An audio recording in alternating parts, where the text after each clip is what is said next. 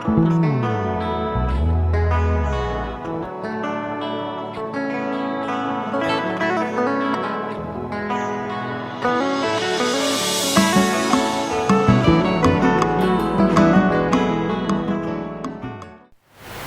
libota bana na nzambe bisika nyonso bozali topesi bino mbote de la part ya Perfect agence na bino ya management pe ya ba organisation. Alors lelo na numéro na biso ya sika to sepeli koyamba po na bino le prophète Josué Bondo, le général ndenge to bengaka ye. Dernièrement tozalaki na ye awa alobelaki biso sur les mystères des songes. Alors lelo aye lisusu ko lobela biso na makambo tali mapona mitope na français sur les choix. Alors choix ya conjoint, tu ya partenaire ya vie au kosala na ye bomo mobimba awa na sena moy. Alors on n'a pas trop de commentaires à faire. Yé mokoza awa présent et longo na biso. Bonjour prophète. Bonjour messieurs les journalistes, que Dieu vous bénisse. Merci beaucoup. Bana nzambe de lo bazolanda biso na numéro ya sika o ngolo bela biso sur les choix. Alors, au copier pour expliquer d'abord choix et zanini et puis quand est-ce que nous avons ça la choix. Ok. Alors, makambuya choix et ça makamoko vraiment éminé selon la Bible même de la vie pratique. Et ça a trois choix où ils ont le plus difficile dans le monde. Premier choix, ils ont le choix beaucoup plus à pasteur. Bah pour un pasteur, pour un quartier parce qu'un homme de Dieu, il faut orienter un fidèle vers la bénédiction de sa vie. Parce que tout prédicateur a la Rebecca, il faut Rebecca a aidé Jacob à ne pas mourir et pas Isaac. Rebecca est Mossal Nanzambe, Jacob est Mondini et puis Isaac est Zanzambe. Tout prédicateur a la Naomi, il faut aider Ritz à ne pas mourir et pas Adoise. Alors, choix aux difficile, il y a des bosses à la pasteur. Alors, beaucoup des enfants de Dieu vont perdre vie dans même la dimension beaucoup plus parce qu'il y a ça la choix à pasteur Mabé. Parce que n'est que c'est là qui sont la hache de Noé de Babika. Ce genre de bande à hache de Noé au Bika. Et deuxième chose à la choix beaucoup plus, c'est à camarade. Au Tambola. Il y a d'autres personnes qui n'ont pas baby à cause il y a ma camarade. Et troisième choix, aux difficile à choix à moi si peut mon bal au yo au coquille au bal. Voilà les trois choix difficiles. Mais je vais expliquer le lot et choix il y a moi si peut mon bal au yo au coquille au bal. Voilà, fidèle téléspectateur, je pense que vous avez vu na musika besoin de bossa betandeke na bino. Prophète a pesibiso trois différentes sortes il y a choix. Alors les choix il y a pasteur tout mon bal l'impact na yo.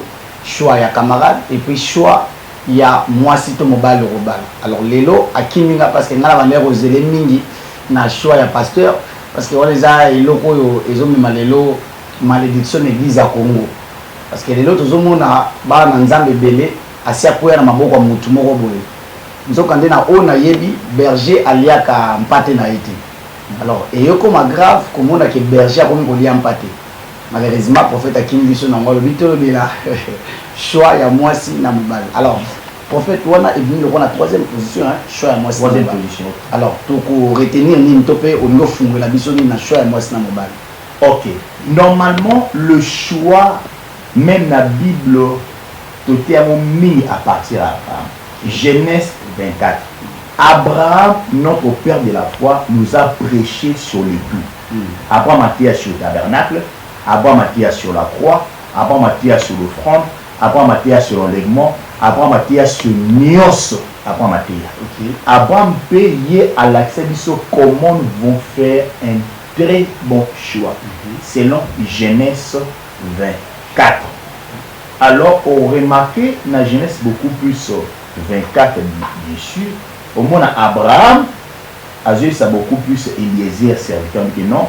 Na lingi okene kopona mwana na ngai mwasi na mboka na biso awate mais na mboka na biso dans ma patrie et puis à ces conditions que avant que il faut gérer na ba kuisi na ngai et puis Eliezer azaki obligé à tant bali ko kende abali ko prier na motema na ye et ça va procédure qu'on va parler aujourd'hui Mais ce que nous devons seulement savoir, bien sûr, mais Moutou a Tébiso Nicolo Yahshua et Abraham, parce qu'Abraham c'est notre père de la foi. Pourquoi père de la foi? Abraham, Azam qui a sur la foi, qui est dans la Bible, non. Il y a des gens qui ont vécu avant Abraham qui ont parlé de la foi, comme Enoch, comme Noé, ça là avant Abraham. Mais pourquoi nous l'appelons notre père de la foi? Parce qu'Abraham a salé une alliance na Nzambe. Alors Abraham, dans Genèse 24, au développement, on sait tout le monde comment est-ce qu'il nous a prêché sur le choix dans Genèse 24. Dans Genèse 24, Abraham nous a prêché sur le choix, a dit les prophètes, je suis Bondo, le général. Alors prophète, nous avons directement, parce que nous avons déjà alors tu as directement en profondeur, comment est-ce que Abraham a prêché qu'il nous dans ma sur le choix. Ok. Alors, le choix, Abraham a été mis sur le menu. Abraham a vu Eliezer, serviteur le plus essentiel. Sinon, Kende Nambo Kanabiso, au que pour la moisi, pour la mona nangai, Isaac. Première dimension, puis première procédure pour le choix, il faut moisi aux opona, aux opona, Azra Moutou, Yambo Kanabini. Il a dit dans ma patrie, place n'a pas dit, mais Kende n'a patrie n'a pas. Peut-être pas beaucoup plus symbole quand on a vu ces qui passent à la montée équateur, peut passer à la Cassette. Ça veut dire que moi, si passe à la beaucoup plus symbole quand on a vu ça, c'est-à-dire que moi, si passe à la chrétienne, mon bal qui passe à la chrétienne. Tu ne peux pas nous amener quelqu'un au hasard de la religion moussous, au bon confesser Jésus-Christ. Comme vous trouverez une chrétienne qui est à mon bal, Asa bouddhiste, Asa même de monsieur, là c'est impossible. Abraham nous a dit non, au point de la mort, on a moi si, nambo cannabis, c'est-à-dire que moi si, peut me battre bas chrétien. C'est ça la première procédure. Tu ne peux pas nous amener quelqu'un à religion moussous. Parce que si vous priez la nuit, nous prions pour un résultat, pour nous prier Bouddha, nous prier Jésus, pour avoir quel résultat? Déjà, première procédure pour nous, c'est la choix. Il faut moi si à la chrétienne, mon bali à la chrétienne. C'est ça la première dimension. Première dimension, la première dimension, prophète a dit que moi si à la chrétienne, mon bali à la chrétienne. Mais prophète, au cas où, si Babanda qui déjà marche dans en coulisses, ou l'église n'a pas quitté, alors il faut découvrir mon bali à la chrétienne. Chrétienté, moi c'est la chrétienne. À ce moment-là, tu as ta relation, tu essaies de continuer. Alors, la dimension, la première procédure, tu vas beaucoup plus que moi, si il faut constater que mon bali à la chrétien, mon bali peut constater que moi, c'est Nazanaï à la chrétien. Il y a des gens qui disent ceci que non, non, bon, le motima. En moins que la femme au Yosu, Zambe est réellement que c'est une femme, il y a vu le monsieur, bien qu'à Zam au parent du monsieur au bon, le motima. Aux gens a capacité beaucoup plus de ma prière, peut-être pas mon motima. Voilà, c'est autre chose, monsieur. Mais si Dieu ne te dit pas, il ne faut pas oser. Pourquoi? Parce que toi, tu n'es pas le Saint-Esprit. Donc, c'est-à-dire qu'il y a moi, mon bal qu'on a s'engager à sa chrétien. Et puis, moi, c'est moi, mon bal qu'on a s'engager à sa chrétien. Mais, la religion a fait que c'est un problème. Non, non, la religion est que c'est dans le sens où on veut avoir un même, en fait, comment on dit, une même doctrine. Parce que lorsqu'on parle de la religion par rapport à la doctrine. Oui, les mots m'échappaient. À l'église chrétienne, il y a un problème. L'église chrétienne, c'est un problème. Parce que normalement, lorsque Jésus-Christ viendra pour l'épouse, on se bat dénomination, il prendra les corps du Christ. On a beaucoup plus épouse, c'est-à-dire qu'il y a d'autres chrétiens dans l'Assemblée d'éternel, nous sommes dans la clé de vie, c'est impressionnant. Débat, on a parce que ça débat, mon mené ma casse, la doctrine de la Congo est opposée au problème de la alors là on va en parler alors prophète Abeti c'était sur religion alors ils ont c'est na bino balé bozala la religion mon côté bozala la chrétien voilà des prophètes alors oui la biso est musulman nous sommes chrétiens on est biso musulman disons oui non on a balayé aussi le prophète aboyam mais na comprendre le mot comme branamiste babala na bon na bon bango ba akoki kubala mobali to moi c'est bandaki ce qu'on a bon bazala chrétien to bazala chrétien bon bazui ka de pas Abraham Bon, pour la bango, qui sont dans le bon. Nous aussi, on dit que nous sommes dans le bon, mais sauf que nous tous, nous sommes des chrétiens. Et disent qu'ils sont dans le bon, mais procédure balandé, ils ont procédure Abraham. Voilà, prophète Arokoba Sikoyo, alobi, c'était à l'Iboso Betaki, il faut baser la religion.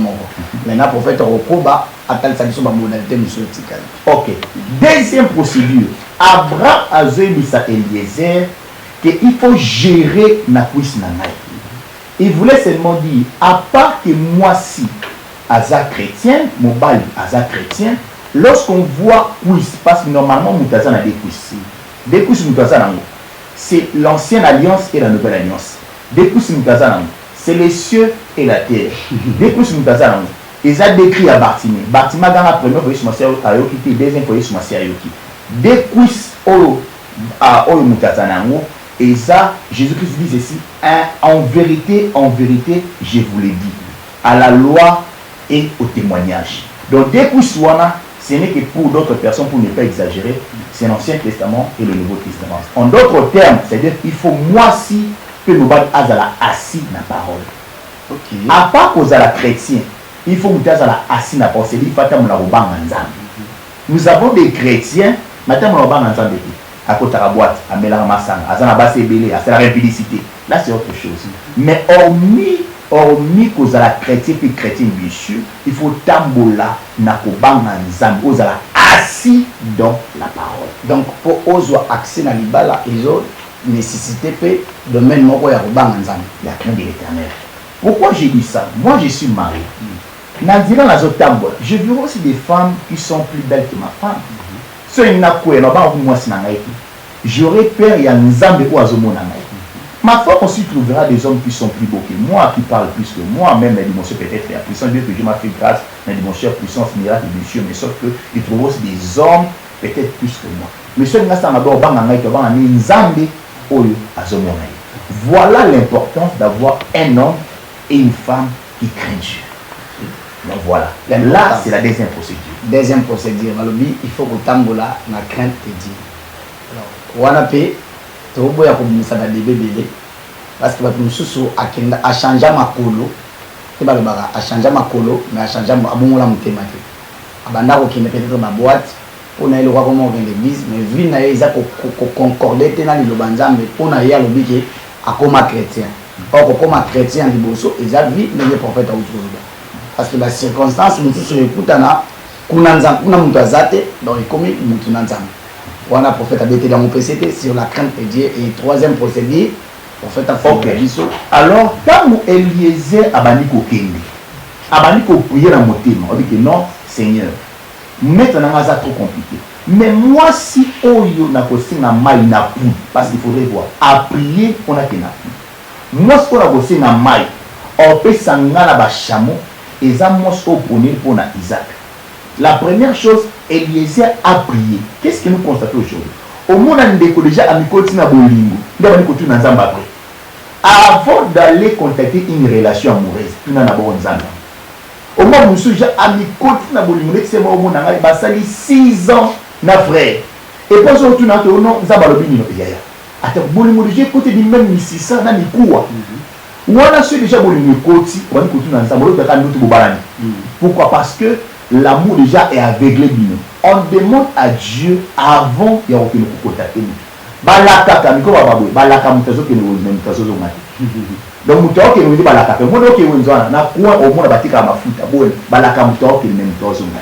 c'est-à-dire avant de pouvoir entrer dans une relation, il y a d'abord temps il y a et non au côté déjà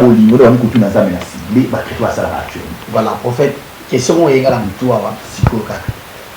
On fait cet exemple, moi si Aza chrétien. Alors, à autant de l'anzela à éviter. Si tu m'as coupé dans mon bal, à dire, en apparence, c'est pas chrétien. Aïe, à pessi bon, à d'autres pas dans ma à bali et tinanda. Moi, ça donc, il faut constater que mon bal ouana, à Zalaki, nous t'avons mis ça à ma baie. Donc, disons que c'est un exemple. Maintenant, on a qui sukole bembe oyo be chambo kota kata koti ba principe moi bon mais ba si ba pesina déjà mon wadot à sa kota na libala a suka moi ça bon. OK. Normalement libala wana ils ont un problème d'abord au départ. Ce n'est pas même en amont bien sûr mais en aval. Quand quelqu'un vient te contacter, ce que j'ai dit ici, quand quelqu'un vient te voir pour un beaucoup plus bas, ce qui est important, ce n'est pas de se marier. Ce qui est important, d'être heureux après le mariage. Le mariage, ce n'est pas un point dessus, mais ce qui est important, est qu'après le mariage, est-ce que tu seras heureux? C'est ça les grands problèmes. La femme, bien que l'homme est venu, une fois tout ensemble, si peut-être comme on a payé tout ensemble, il a des encadrés, il a des hommes de Dieu. Pas couiller. Dieu sonde le cœur et le rein. Nous avons réellement que nous oyo azam kamala muté. Mais qu'est-ce que les chrétiens font? À côté déjà la bolingo. Là c'est compliqué. Avant de pouvoir aller quelque part, il faudra demander à Dieu. Il est écrit ceci. Ces peuples m'adorent, pour adorer la numéro là-bas. Pourquoi? Parce que pourquoi? Parce qu'ils prennent des résolutions sans pour autant me consulter. Avant de faire quoi que ce soit, vous d'abord demander à Dieu. Même si vous a émission de la ligne libala, tout ensemble, avant de mener la famille, ou de mener l'église, il faut tout ensemble les amba. Ceux qui nous ont contacter des hommes de Dieu, il y a des hommes de Dieu que Dieu parle. Est-ce qu'il y a aussi des signes où il a s'arrêté au hasard? Moi, c'est ton mobile à vie. Ok, ils ont la procédure. À part que tout ensemble, que Seigneur, il faut d'abord prier avant que nous contactions. Ceux qui ont prié avant que nous contactions, je ne sais pas si parce que les gens sont ici. Ceux qui n'ont pas pris, moi je suis en maille, à repasser en maille, à repasser dans la chambre, ils ont dit si. Je suis passé dans la délibération. Il faut que nous bali, il fasse la peine, il fasse la tout est accompli. Le mobile a un agnos, il est passé par comme employé. Il y a celui qui mobile il faut un ambongo, il faut un motuka, il faut un favori. On les appelle le mari, tout est accompli. Là, ce n'est pas bon. Mais tu peux demander ces mots de signes.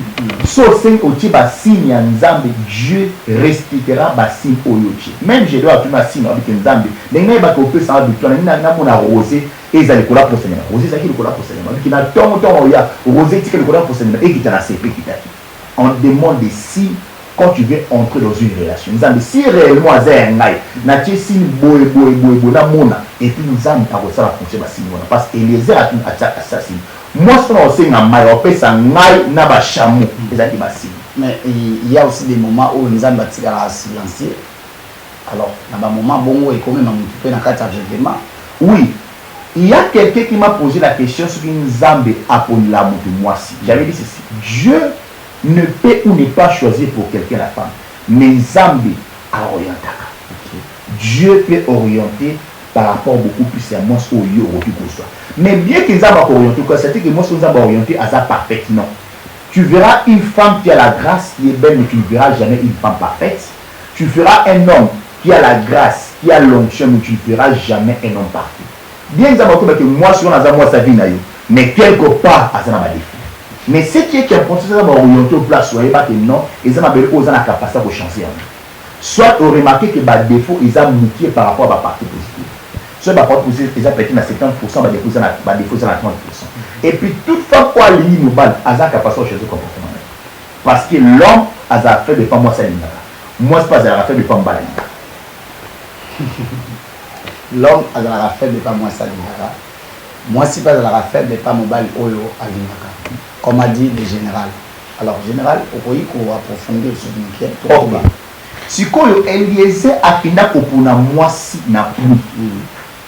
Pour les amis, pour les églises.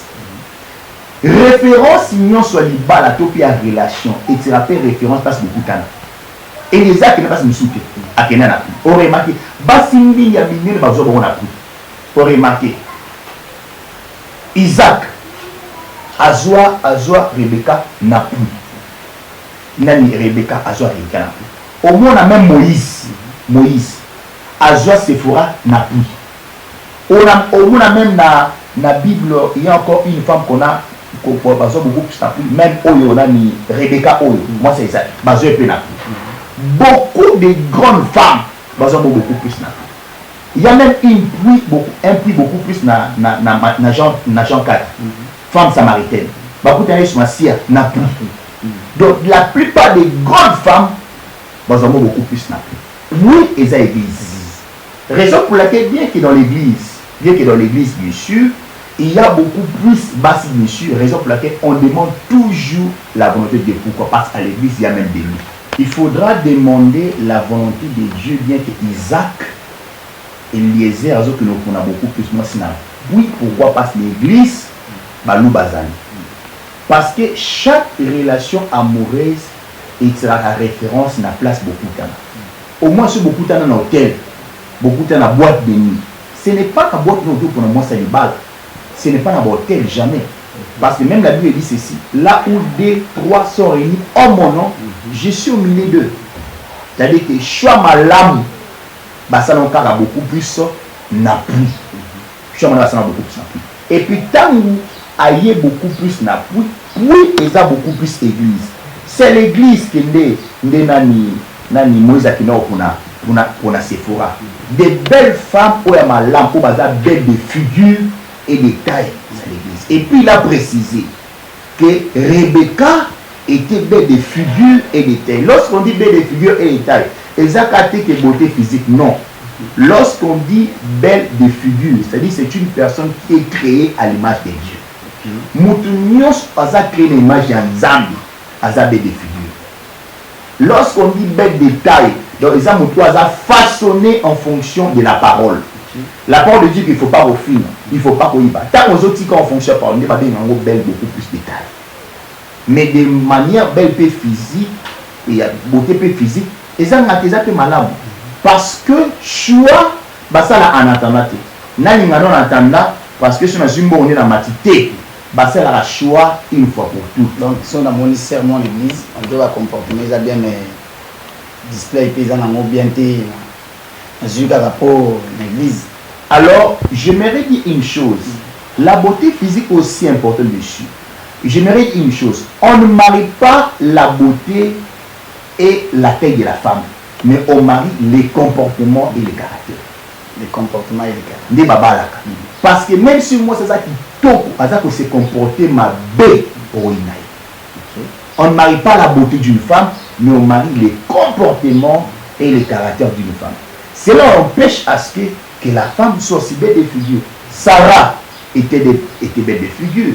Rebecca était belle de figure. Il faut quand même qu'on a quand même si à madame. On refuse que ça la choix en attendant pour qu'on le cas dans un bon côté, là il y a un peu. Sur la matinée au tika. Non, là ce n'est pas bon. Mais choix il y a ma lame, ça a beaucoup plus n'a. Maintenant regarde ce qui s'est passé. Tant où à Kena, oui, après si indice que non moi c'est aussi na mai après si na la chameau. Dis-moi ce pour les mettez-vous en tête que Isaac Eliezer avait beaucoup de chameaux. Et puis chameau a réservoir il y a 10 litres à maïs.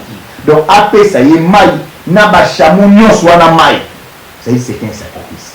Ce que ça va servir à sur les lots que Ndé Eliezer a saigné maïs bon. L'ingala ndaka qui est en a répété.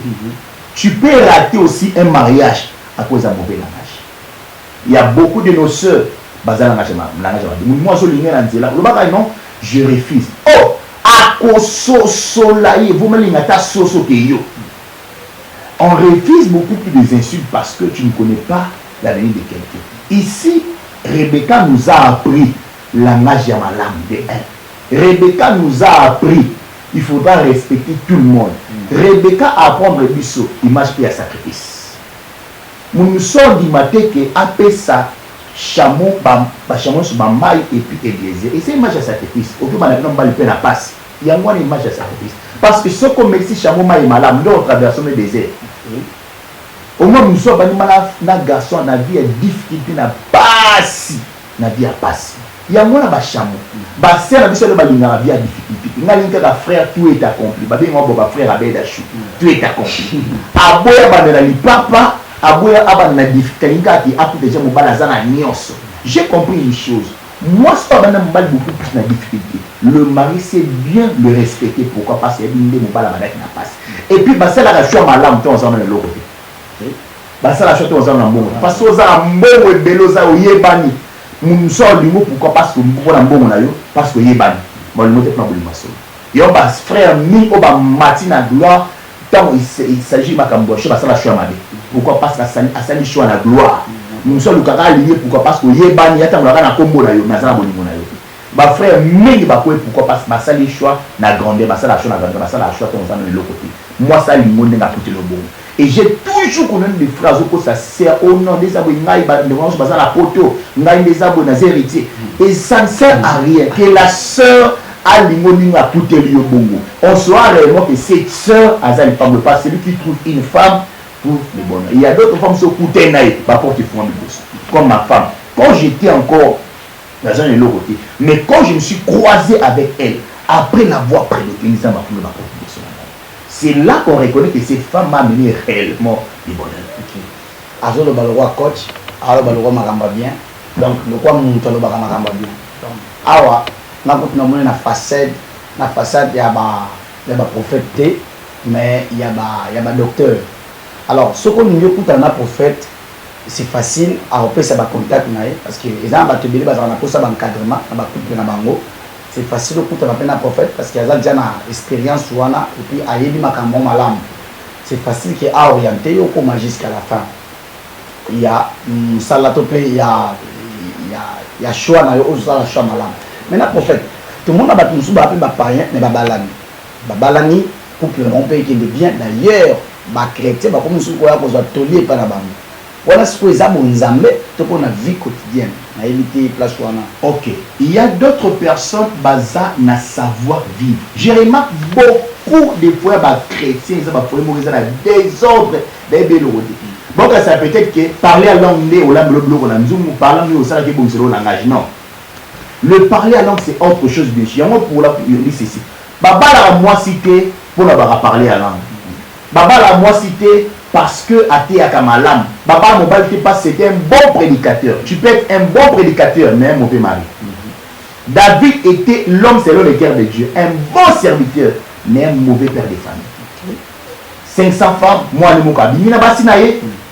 On ne marie pas un mari parce que aïe ma culture soit ma gloire non. Là c'est la seigneurie où on les a les comportements c'est aussi autre chose.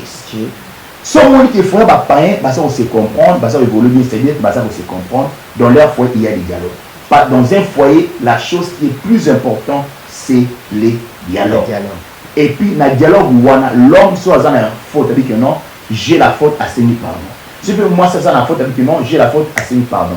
Verset l'homme a toujours eu raison. C'est faux et archi faux. L'homme est faillible. Tout homme est faillible. A dit les prophètes je seconde les généraux et Azali Tata ya famille et puis Azali Tata ya famille à Molimo, c'est-à-dire qu'il y a Mokambi ya Etonga ou à couper cette détail à très bientôt et wana Izalaki na tranche na bino boningara mingi parole vivante.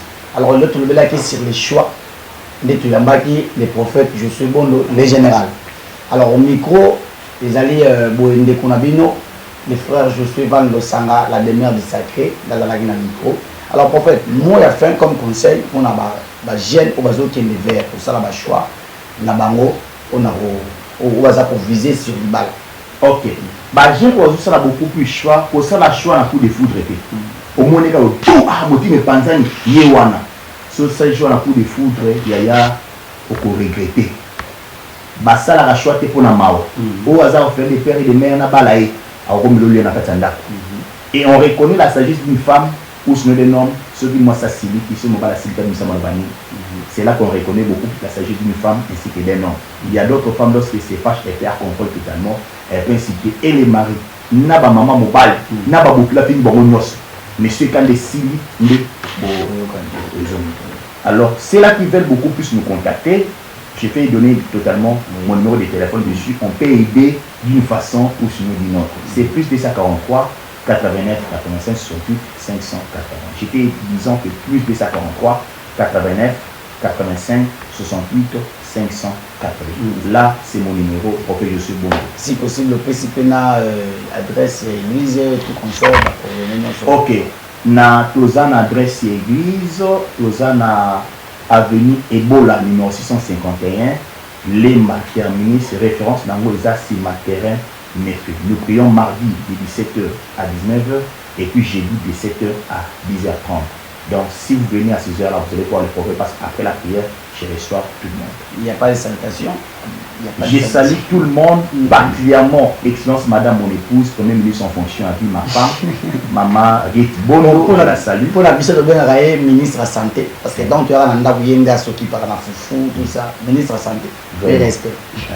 Et puis je salue aussi ma fille Rigladi, je salue derrière, je salue le prédicateur Chris Luboya Bondo, je salue aussi les révérends Pasteur Emmanuel Moulouma Bondo, et puis tous les hommes de Dieu que je connais, et puis les églises qu'on a pasteur associés, et puis là aussi je gère le monde. Merci beaucoup, nous sommes à la fin de notre émission, donc de notre programme d'aujourd'hui. Déjà, fidèles téléspectateurs, pour rappeler que c'est l'agence Perfect agence professionnelle. Au niveau de la mariage, et les grands monde à la novelas. Au niveau de la fête anniversaire, la collation, contactez Bisso, tout ça là-bas. Makamunyo sont en place. Protocole, animation, organisation complète, service traité, nous sommes dans la carte Nabiso. Et puis, aux artistes et aux pasteurs, aux manager les réseaux sociaux, et dans le monde médiatique, pour contacter Bisso, c'est facile. Numéro est à l'écran. Alors, contactez Bisso, vous allez la bienvenue. Déjà, tu comme Nasuka, et puis, tu fais bye bye, Bissika Mouzali, bonne année, Nabini. Ciao.